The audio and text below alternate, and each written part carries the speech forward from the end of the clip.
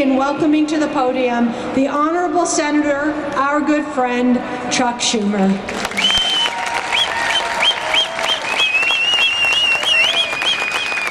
Thank you. Thank you. And good afternoon. It's an honor and a privilege to be with you here today. I extend my greetings to all. Harev. Thank you to Dr. Mary Papazian for the introduction. I want to thank my dear friend, Senator Menendez, who does such a great job in the Senate for all of the United States and for the Armenian community, as well as Dr. Stephen Smith, and to your eminences, the archbishops. Thank you so much for being here.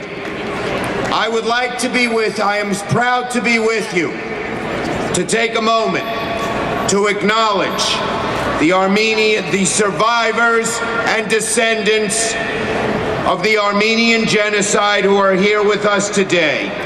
Though it's been 100 years since this atrocity, to the few survivors who are still with us, it must seem like only yesterday. And for so many others in this audience who have parents, grandparents, great aunts, great uncles, relations of all kinds who were slaughtered in Armenia during this terrible time, we honor you, as well as many others who lived through the Metz Yeghern. They remember their stories, they are imprinted in memory, and they come here each year to commemorate and push for more widespread recognition. And I say here and now, I stand with you and labeling the atrocity committed on the Armenian people for what it was: genocide. It was genocide. We know that. No denier can take that away.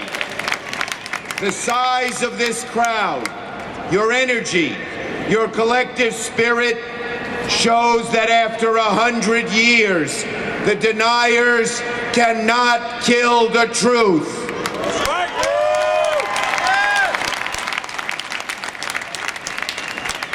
In fact, even though we are 100 years after this atrocity, the momentum is growing to commemorate the Armenian Genocide and force the Turks to admit it once and for all.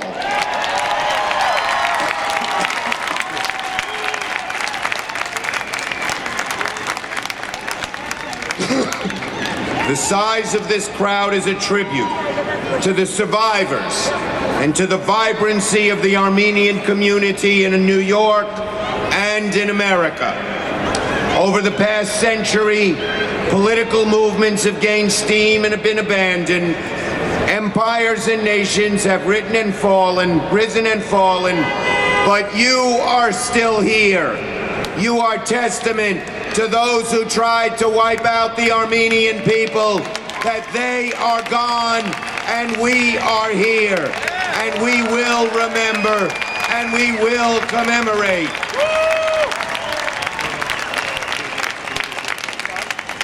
I want to take a minute to remember my good friend Sam Azadian, my Brooklyn colleague, a special friend, an absolute joy.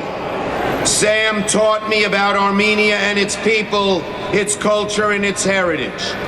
He taught me the history of the genocide and encouraged me to be a strong advocate of human rights and justice on Capitol Hill. And in his memory, I am here and fight this fight for you every single day that I can.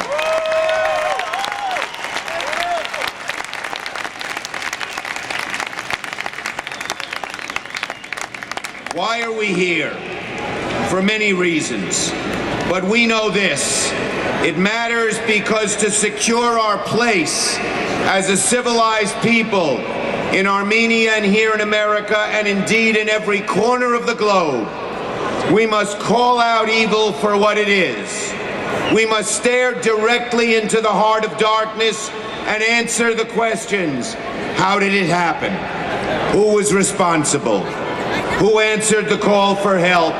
And who ran from responsibility?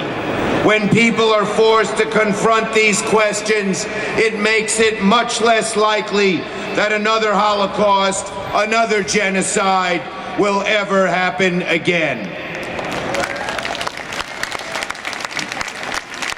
On this day, the sacred centennial of the Armenian Genocide, our responsibility to remember the abuses in history and sober reflection upon them is as important as ever.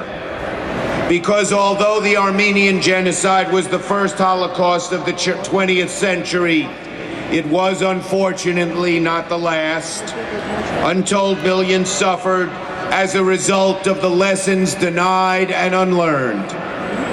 From Hitler's Germany to Stalin's Ukraine, to Pol Pot's Cambodia, to the Balkans, to Rwanda, and to Sudan, these events are more than just a stain on their nations or their continent. They are a stain on humanity.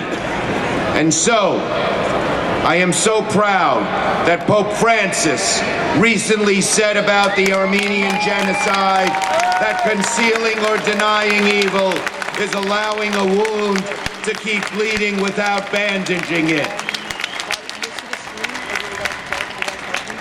Time and time again, we promise we have learned a lesson, that we will stop these crimes from being repeated. We must never fail to keep that promise. And while America cannot be the world's policeman and have soldiers in every corner of the globe, we must always be the moral compass that awakens the conscience of the world when the lives of innocent millions hang in the balance.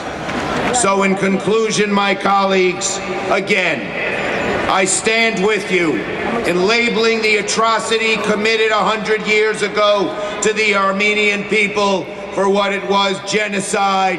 I stand with you in making sure the deniers are not given any place under the sun.